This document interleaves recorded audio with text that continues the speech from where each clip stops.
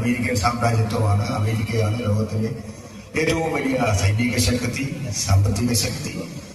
ലോകത്തിനാകെ തന്നെ തങ്ങളാണ് നേതൃത്വം നൽകുന്നത് എന്ന് അവകാശപ്പെട്ടുകൊണ്ട് ഇന്ത്യയുടെ ആഭ്യന്തര കാര്യങ്ങളിൽ പോലും ഏറ്റവും ഒടുവിൽ പാകിസ്ഥാനും ഇന്ത്യയും തമ്മിലുള്ള തർക്കങ്ങളിൽ പോലും ഞങ്ങളാണ് ഇതെല്ലാം നിയന്ത്രിക്കുന്നത് എന്ന് വരുത്തി തീർക്കാനുള്ള ശ്രമം നടത്തുന്ന ഒരു സന്ദർഭമാണ്. ലോകത്ത് ഏറ്റവും കൂടുതൽ ആയുധമുള്ളത് അവരുടെ കയ്യിലാണ്, സമ്പത്തുള്ളത് അവരുടെ കയ്യിലാണ്. ലോകത്തെ നിയന്ത്രിക്കാൻ ആവശ്യമായ ആണവായുധവും ശാസ്ത്ര സാങ്കേതിക വിദ്യയും എല്ലാം തങ്ങളുടെ കൈവശമാണ് ഉള്ളത് എന്ന ഹുങ്കിന്റെ അടിസ്ഥാനത്തിലാണ് ഈ മേധാവിത്വം ലോകത്തിന്റെ മുകളിൽ അടിച്ചേൽപ്പിക്കുന്നത്. ലോകത്ത് വലതുപക്ഷവൽക്കരണത്തിനെതിരായി തൊഴിലാളി വർഗത്തിന്റെയും കൃഷിക്കാരുടെയും പാർശ്വവൽക്കരിക്കപ്പെട്ടിട്ടുള്ള ജനവിഭാഗങ്ങളുടെയും താല്പര്യങ്ങൾ ഇല്ലാതാക്കി കൊള്ള ചെയ്ത് സമ്പത്ത് തട്ടിയെടുക്കുന്ന നയങ്ങൾക്കെതിരായ വലിയ പോരാട്ടങ്ങൾ എല്ലാ സ്ഥലത്തും നടക്കുന്നുണ്ട്. നിർജീവമായല്ല, ഏഷ്യ പസഫിക് മേഖലയിൽ നടക്കുന്നുണ്ട്, ലാറ്റിൻ അമേരിക്കൻ രാജ്യങ്ങളിൽ നടക്കുന്നുണ്ട്, ആഫ്രിക്കൻ മേഖലയിൽ നടക്കുന്നുണ്ട്, യൂറോപ്യൻ മേഖലകളിലെല്ലാം തന്നെ അതിശക്തമായ പ്രതിരോധങ്ങൾ ഈ കാലഘട്ടത്തിൽ വളർന്നു വരുന്നതായി നമുക്ക് കാണാൻ കഴിയും. ഇത്തരമൊരു ഘട്ടത്തിലാണ് ചില സംഭവ വികാസങ്ങൾ ലോകത്ത് വളരെ പ്രകടമാണ്. കാർഷിക മേഖലയെ കുറിച്ച് പഠിക്കുന്നതിനും റിപ്പോർട്ട് സമർപ്പിക്കുന്നതിനു വേണ്ടി റിട്ടയർ ചെയ്തിട്ടുള്ള സുപ്രീം കോടതി ജഡ്ജി ഉൾപ്പെടെയുള്ളവരെ നിയോഗിക്കുകയുണ്ടായി. അവരെ റിപ്പോർട്ട് വന്നു. അവരും പറഞ്ഞത്, ആ റിപ്പോർട്ടിൽ പറയുന്നത് കൃഷിക്കാർ ആത്മഹത്യ ചെയ്യാനുള്ള പ്രധാനപ്പെട്ട കാരണം അവരുടെ വരുമാനം. ഇന്ത്യയിലെ ഒരു കർഷകൻ ഒരു ദിവസം കിട്ടുന്ന ശരാശരി വരുമാനം 26 ഉറുപ്പിയാണ്. 26 ഉറുപ്പിയാണ് ഒരു ദിവസം ശരാശരി വരുമാനം. എങ്ങനെ ജീവിക്കാൻ കഴിയും? ഇതാണ് നബാർഡ് ചോദിക്കുന്നത്.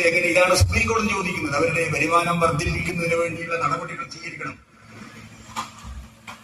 നമ്മുടെ രാജ്യത്തെ തൊഴിലാളികളുടെ തൊഴിൽ ദിനങ്ങൾ കുറഞ്ഞു വരികയാണ്. അവരുടെ കൂലി കുറഞ്ഞു വരികയാണ്. അവരെ തൊഴിൽ നിന്ന് പുറന്തള്ളപ്പെടുകയാണ്.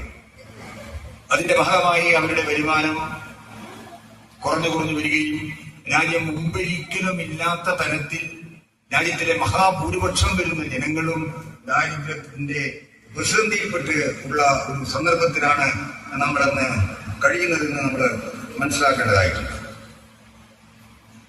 ഇത്തരം പ്രതിസന്ധി ഉള്ള ഒരു സന്ദർഭത്തിൽ അതിനെതിരായി അതിശക്തമായ നീക്കങ്ങൾ നടത്തുക എന്നുള്ളതാണ് ഏറ്റവും പ്രധാനപ്പെട്ട കടമ. ഞാൻ നേരത്തെ സൂചിപ്പിച്ചു, മോഡി ഗവൺമെന്റ് ആദ്യമായി അധികാരത്തിൽ വരുന്നത് ഈ തൊഴിലാളികളുടെയും കൃഷിക്കാരന്റെയും യുവാക്കളുടെ തൊഴിലില്ലായ്മ, വിദ്യാർത്ഥികളുടെ പ്രശ്നങ്ങൾ, സ്ത്രീകളുടേതായ ദുരിതമാണ്. തൊഴിലില്ല, ഒന്നുമില്ല.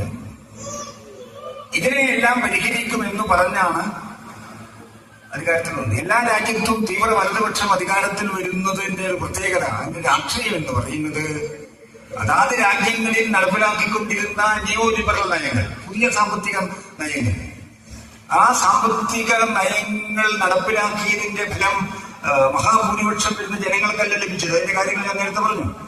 ലോകത്തും ഇന്ത്യയിലും അങ്ങനെ തന്നെയാണ്. വന്നുവരുന്ന ആ പ്രതിഷേധത്തെ ഗോത്രപരമായി തിരിച്ചുവിടാതിരിക്കുക. അപ്പൊ ഇപ്പൊ അവിടുത്തെ അവസ്ഥ എന്താ? അവിടുത്തെ അവസ്ഥ ഇവിടെ പരിശ്രമത്തിന്റെ ഫലമായി ജനങ്ങൾ ഗോത്രങ്ങളായി 3 ഭാഗങ്ങളായി തിരിഞ്ഞു. അതിനെ പ്രതിരോധിച്ചുകൊണ്ടാണ് പാർട്ടി പ്രവർത്തിക്കുന്നത്. അവിടെ അത് ചെറിയ കാര്യമല്ലല്ലോ. ആയുധങ്ങളുള്ളവരുമായി ആയുധങ്ങൾ കൊണ്ടല്ലേ നേരിടാൻ പറ്റുള്ളൂ. അതത്ര എളുപ്പമുള്ള ആ രീതിയിൽ ഉള്ള പ്രശ്നങ്ങളാണ് രാജ്യത്ത് വളർന്നു വരുന്നത്. രാജ്യത്തിന്റെ എല്ലാ മേഖലകളിലും.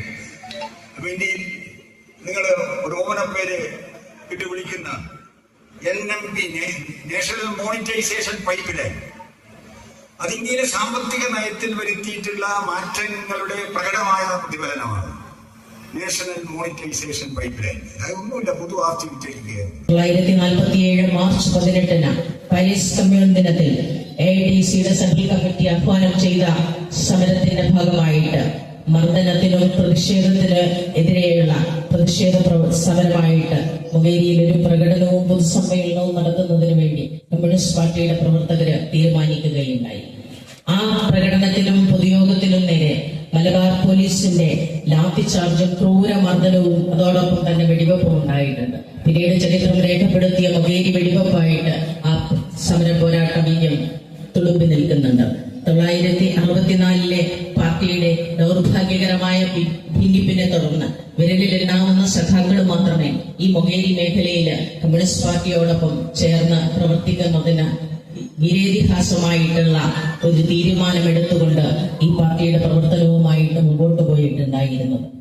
ഈ സമ്മേളനത്തിലേക്ക് എത്തിച്ചേർന്നിട്ടുള്ളത് കമ്മ്യൂണിസ്റ്റ് പാർട്ടിയുടെ മൊകേരി മണ്ഡലം സമ്മേളനം നടക്കുന്ന സമയത്ത് മൊകേരിയിലുള്ള കമ്മ്യൂണിസ്റ്റ് പാർട്ടിയുടെ പിളർപ്പിന് ശേഷമുണ്ടായ ഈ പ്രസ്ഥാനത്തോടൊപ്പം നിലനിർത്തിയിട്ടുള്ള സഖാക്കളെ ഓർമ്മിക്കാതെ വയ്യ.